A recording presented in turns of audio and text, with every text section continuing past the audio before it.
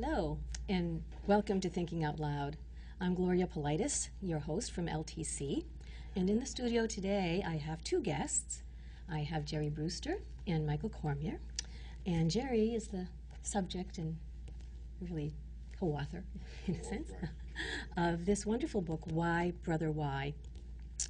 And Gerry has fought a lot of demons in his life, including alcohol and addiction, and we're going to follow his story here.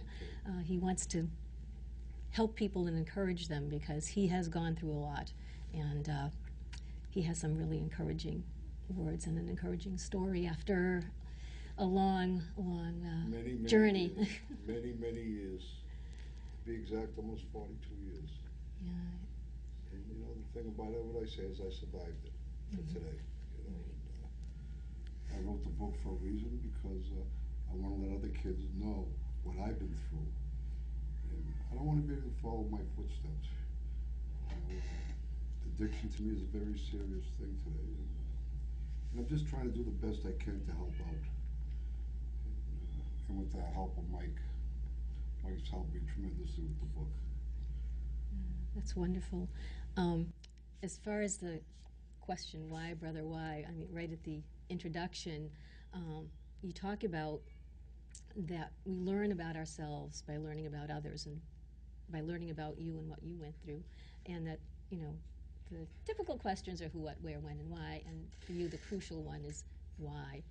Why did you go through this? Why did you not address it sooner? And I love the beginning where it says that a journey begins with the first step, but we're afraid to take that first step. And I was afraid to take that first step. You know, like I say in the book, you know, I don't believe in excuses because I had choices. But there was many things in my life that have happened, and many nightmares to a sexual encounter many years ago at Catholic school. And but I always still had that choice in life. But when I first started self-medicating myself, I fell in love. And, you know, there was no psych-med, there was nothing else that could help me. I found my true love, and I rolled with it for many years. You know, in and out of prison, hanging around people I shouldn't have been around. You know, in town, in Lowell, and but you know, I survived it. And it's been a long journey for me. I mean, I lost a mother at Valentine's Day 2010. She was I was a mama's boy. And, you know, I'm not afraid to say it. I was a mama's boy, and I dedicated this book to her. Right. But you asked me why Brother Why came. It's funny because almost 4 years ago I was sitting in a detox. Again, I fell again. 100 times I probably fell to the ground, but I always managed to pick myself up. But I was determined this time. It's like the guy upstairs just threw that title right on my lap and said, "Run with it." And I ran with it. And I was on set doing a movie, and I met Michael, my co-author Michael, and I seen him in the corner, and he was writing.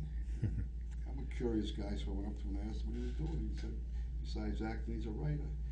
We became good friends, and I showed him what I had because I was writing for about 3 years, and he took a look at it. He said, maybe we can do something with this. And this is where we are today.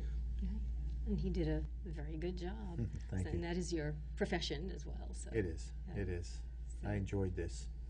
And this was a little different. This is kind of a different avenue for me, doing a book like this. I'd never done anything on something that deep. And not as far as nonfiction is concerned. I've done a lot of deep fiction, but not nonfiction. But when he came to me, he was very sincere, and that's what really impressed me about Gerry. He said I was sitting doing some writing on some downtime during on a movie set, and he came up to me and said, "I see you're writing. How would you like to take a look at something that I've been working on?" He told me the title. I liked the title. He kind of gave me the gist of what it's about. And my first thought was, I don't know if I can, this is something I can do. It scared me a little bit because it's such a deep subject, and you want to make sure you get it right because people are going to be reading a book like this that really need to see what's really the truth. So we talked about it and everything, and he said, "No, I'm convinced you can do it." We just we went from there, and I said, "Okay." I never regretted it for a minute. It's been a pleasure doing it. And it doesn't pull any punches, which is great. I think you feel that honesty coming through. The book was 100% honesty. Yeah. Like I said, toward the end of the book, what I like to say is, the addiction today is so out of control, and I think some of these politicians, they don't really understand it. And, but I really believe that what I said in the book is we should bring back those old boys' towns like Father Flanagan. That's the unconditional love that he brought to those problem kids. And at the end, those kids loved him unconditionally. And I can visualize a nice place where they can go for a year. And there's so many good people in this country that be willing to help these kids, with skills, computers, and that's my vision for these kids, because these detoxes and clinics for this and that, they're not working. People are dying every day from this addiction. 18, 19 years old, 20 years old. It's sad. If I may chip in on that, writing this book opened my eyes a lot about the addiction problem, how it starts, how it develops. We've got a serious, serious problem in this country. I'm not talking just illegal drugs, which we all seem to focus on. Are those drugs going to get across the border, or are they not? But the ease with which we become addicted to legal drugs. Drugs are becoming, it's just an everyday thing in this country. This is how we live, like getting up and having coffee in the morning. I'm not saying everybody's like that, but it's going that way. And what I have learned is that part of the problem is with, as Gerry said, there are too many people out there trying to grapple with a problem. They don't know what they're doing. And the second part of it is, and I know I'll get some flack about this, but from the political and legal landscape, people aren't handling it correctly. They are doing what they think is going to please people more than what is really required. There was a judge, if I may very quickly, there was a judge in Haverhill some years back, Kevin Herlihy, one of the finest district court judges I ever knew. And Kevin's kind of a friend of mine. And we had long talks about his drug program that he had out of that court, and it worked. And I had some people that went through it and said it was the best thing that they ever went through. It was tough love, though. It was tough. And he made that program work. The funding got pulled. They took it off the books, and then it ended. But what I'm saying is that we can do something about it, but people have got to take it a little more seriously than they do. The lip service isn't working. There's a big problem out there. It's an ugly problem. Nobody wants to expose just how ugly it is and just how personal it is with everybody, the whole society. The doctor's involvement, the lax way that people prescribe medications, the ease with which children, 15, 16-year-old children can get a hold of heroin. I was shocked when I heard that during the New Hampshire debates that New Hampshire, I think it's per capita, has the worst opioid problem in the country. And we got little New Hampshire. Right. You would think it would be coming out of New York or California or something like that, but there it is. That says a lot. We've got a problem that we've been only scratching the surface of, and we need to get deeper into it and really take some measures that aren't going to be popular, but they have to be done. It's true. Yeah. I think a lot of people certainly don't understand it if they haven't been through it, and people are stigmatized or looked down upon, or it's all, And I'd like you to talk a little bit about, as you did in the book, the feelings that kind of led you to this? What was it a substitute for? Or, I don't know. you know? See, I grew up in Lowell by Shed Park, and as a Belvedere boy, and early on, I came from the projects you see in the book, and from Shaughnessy Terrace. Yeah. We moved to the elite part of Belvedere, from being a projects boy and going to Now, we lived on Fairmont Street, and I can remember as a little boy, me and my brother, and wearing dungarees and a T-shirt going to Belvedere, and the kids there were wearing polo shirts and khakis, so there was a big difference. So for years, I had to fight my way through it, to get a little respect. But I always felt different, As I got a little old, I was, I was teased, and and I became that I could handle myself pretty good. But I wasn't out to hurt kids. I just wanted the teasing to stop. I never wanted to hurt anybody. But the years progressed. I was still a problem child. I was sent to a Catholic school, and all hell broke out for me. I lived in the school for a year, and I went through hell. But that's besides the point, because there's a lot of people a lot worse off than me, a lot worse off than me. So I don't want to put myself that, you know what I mean? There's a lot of people worse off than me. Right. But that kind of abuse has to affect you for life. It did, because, and I'm going to be honest with you, I can remember one time walking through Lewisburg Penitentiary, and you see a big sign saying, "Welcome to the big house." You get a guy like me walking through there, and I go up to the CEO, I go, "Do you have a single cell for a guy like me?" Because I was scared of the nightmares, I don't want to let you know that I was there for a violent crime. It was a white-collar crime, but still it was a crime for my addiction. That's where my addiction took me. I was a pretty sharp guy, but my addiction took me hanging around with the wise guys in Boston, drug users, and doing, petty crimes. But I fell in love with it, and I couldn't get it. I took it over my own mother. That's how powerful addiction was. A lady that I loved so much, my addiction came more powerful than her. And it's sad when I think about it, she was a great lady, but she was my enabler for many, many years. But like I say, there's something they have to do today. The politicians, I don't think they understand.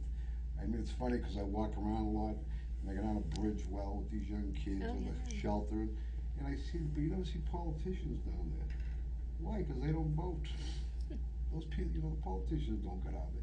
And these are human beings, veterans, they just have psychiatric problems, or at the shelter, they have addiction. Most of the people that have addiction are good people. And like we wrote in the book, what is it, Mother's Little Help of the Rolling Stones? It's more common than you think today, among older people. Addiction. It's more common than you think. It's gone crazy. And all I want to do is with the book is to get it out there and let people know what I've been through. And when I say that, people look at me and I say, well, there's those 1% multi-billionaires and the 1% of addiction, me. But I survived it. And a lot of kids aren't going to survive it today. And I hope when they read this, they'll understand what I went through, because I have a lot of empathy toward addiction, a lot. I care for these kids because I see what it did to me. And you have anything to say about it? Oh, I have a lot to say about it. Good. When Gerry first decided to write this book, and he came to me, and one of the reasons I decided that I would help him do it is because I liked his attitude toward the subject. I thought it wasn't going, there are plenty of books out there about people that have had bad childhoods. And, this was really not about that, even though he did have a bad childhood. And he was abused physically, mentally sometimes, and then later, by a couple of Catholic priests. Gerry, as you could hear in what he just said, he doesn't like to dwell on everything that happened to him. He likes to dwell on how he reacted to it. And I could see where this book was going right from the beginning. What he wanted to say is this: I grew up with problems. We all have some problems. Some kids are bullied. Some kids are chastised for whatever reason. And it might be for their sexual orientation, it might be for the way they look, it might be for their lack of athletic prowess, whatever it is. Kids get bullied. It happens. In his case, he had ADHD, and he was growing up during a time where ADHD just wasn't really understood. And then it led into, and I believe that that factor in his life led into him becoming vulnerable to the sexual abuse. And predators have a way of taking advantage of kids who need something. And I think that's what happened. Gerry is the poster child for an abused child all the way around. But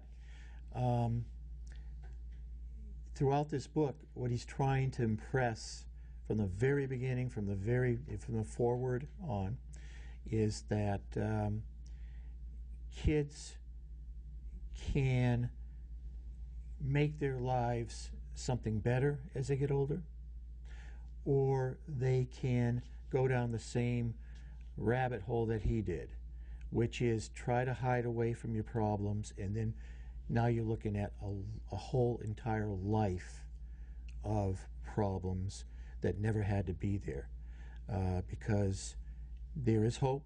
There are ways to deal with these things, and when you get into your 20s, when you get out of those teenage years, you're going to be thanking the good Lord above that you never got involved in any of that stuff that people were tempting you with at the time.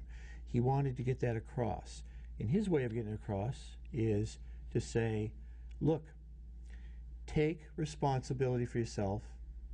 Stop worrying too much about what other people have done to you, and start worrying about what you're doing, and move forward. And I know it's a simple message, but it really makes sense.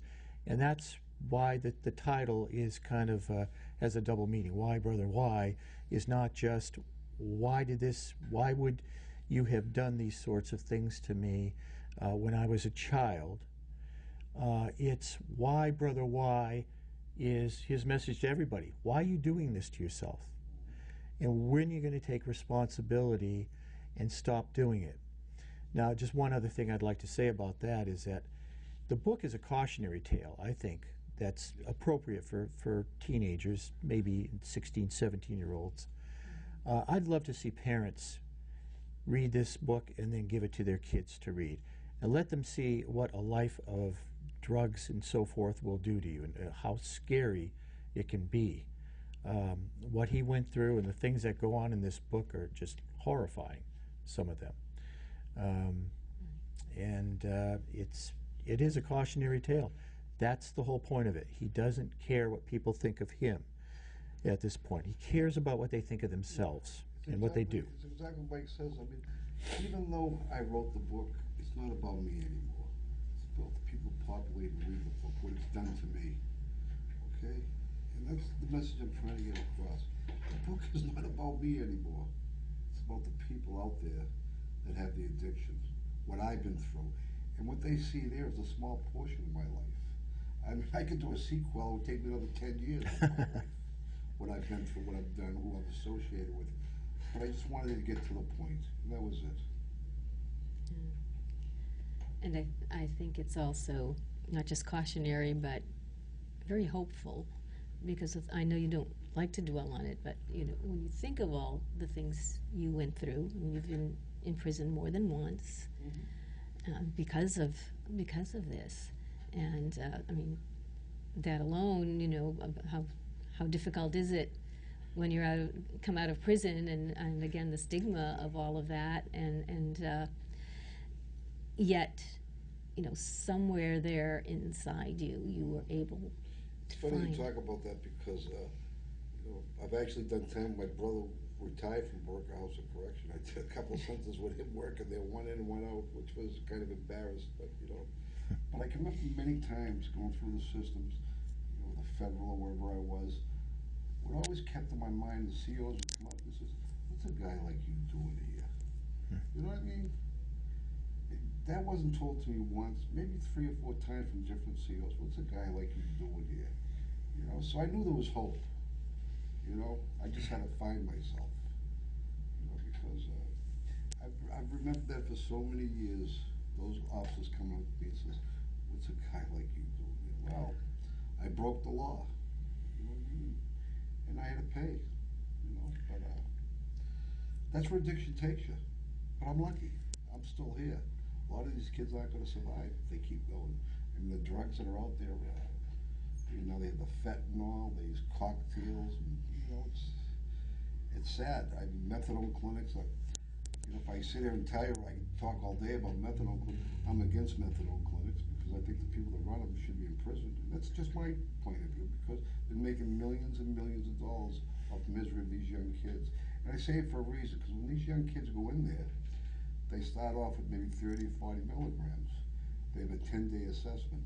And that 10-day assessment, they can go up another 80, 90 milligrams. So for about 100 milligrams, and I was on it 40 years ago, I never went over 40 milligrams. And 100 milligrams of methadone, they own them for 4.5 years. Mass Health will pay it 4.5 years. They own them. For every 40, 35 milligrams, it takes a good year, year and a half to get off it. So that's why I'm against it. Suboxone's maybe another way I feel like it's a little better. I mean, it works. They're coming up with a chip for these kids, and I think it's a better way to go with the Suboxone. But like I said, whatever way it works, as long as you stay clean and sober, whatever way it works, you know, that's my philosophy. But I do believe in one thing: bringing back the boys' house. That's my number one. Yeah. He believes in tough love. Yeah. Love and respect. Yeah, like Get the elevator. You know, throw a ladder or a rope out there. You know, let them climb. You get these places in Malibu we wrote about in the book. You know, those fancy places. Yeah. I mean, some people get clean and sober, but it's not the environment. You know what I mean? But I don't have all the answers. But you know, but I hope and people will listen to me and understand what I've been through, and maybe say, hey, Gerry might be a little right about this. Because, you know.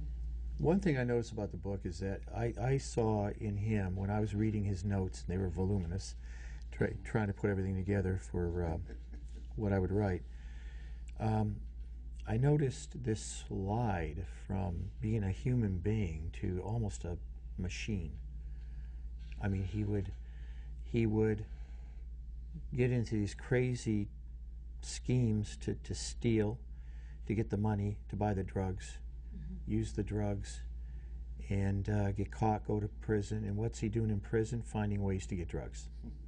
It's the day he's out, he's back on it again. He already was on it while he was in prison.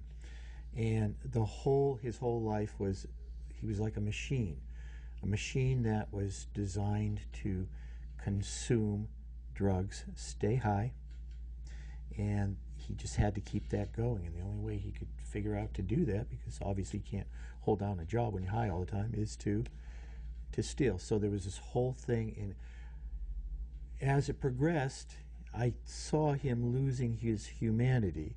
And then toward the end of the book, you might have noticed that he started noticing people around him. There's one scene in there where he's in a halfway house, and there are women in there, young women, and he describes them, how they are on the drugs, and you know, and the things that they're willing to do to get the high, or just to take care of the feeling of getting away from what's going on in their mind at the time. Some of those stories are just horrifying. I mean, I think of a young girl, 16, 17 years old, reading this book and her hair falling out because she's so frightened at the thought of what she could become. And they do become that way. And I'm not just talking about the women, obviously the men too, but some of these stories about these young people that he was in halfway houses with in prisons, who are young kids, who had become monsters to themselves, and he finally became a monster to himself. And a lot of these young kids don't belong in prison. That's not the answer for a lot of these Right. kids. I mean, don't get me wrong, there are a lot of bad people that belong in prison. I've met a lot of them.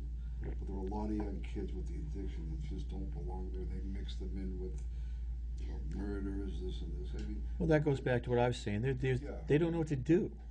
Nobody really seems to know what to do. They throw their hands in the air. They say, we got to get him off the street because he's going out and he's stealing cars and he's robbing people's houses and everything. Get him off the street, and where do they put him? In a jail where they become angrier, where there's drugs are available.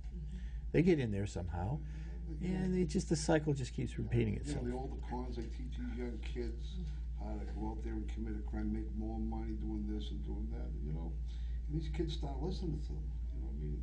And they turn out to be repeat offenders, like I was. I mean, listen, my life, I was a very smart guy. I mean, I've been in businesses. Yeah, you had that roofing business was... I had a construction company, among other businesses. Yeah. But I always went back to my addiction, always. I fell in love. I feel in the book, I call him Mr. Feelgood. You know what I mean? And he took care of me. Of course, it always cost me. It cost me my whole life. It's amazing how quickly he would lose everything. Like his business, all his trucks, his equipment, and everything else, his bank accounts, it just very quickly. I had a telephone with 200 payphones with Market Best. I had a lot of payphones with them, but I lost all that. Good things happen to me, but then they just go away because of my addiction. It takes over. And, again, it's sad, and, but I do hope they change some things with the laws and other things. Quickly, we don't have too much time left, but you also dedicate this book to Karen. Do you want to talk about that? Karen's a sweetheart. I met Karen 22 years ago in AA.